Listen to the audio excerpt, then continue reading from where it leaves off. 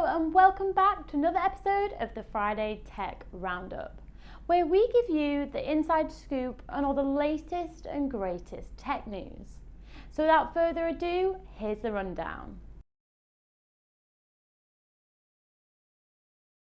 So first up, Vodafone and Google Cloud have jointly created an AI platform that is already live in 18 countries. Specifically, the platform will be used to enhance CX, improve network performance, and accelerate the pace of Vodafone's in-house research and development efforts.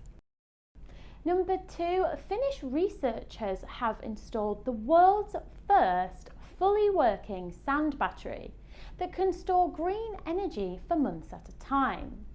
Using low-grade sand, the device is charged up using heat from cheap electricity like wind and solar. Number 3, 75% of 5G networks are to be upgraded to 5G Advanced by 2030.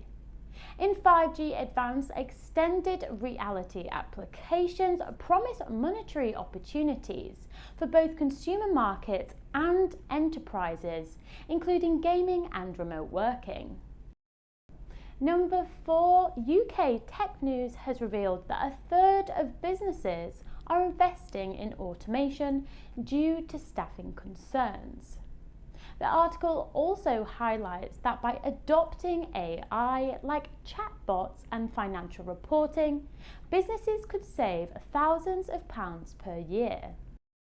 And finally, number 5, CEO of Revolut, a British fintech firm, has criticised our principle-driven UK regulation.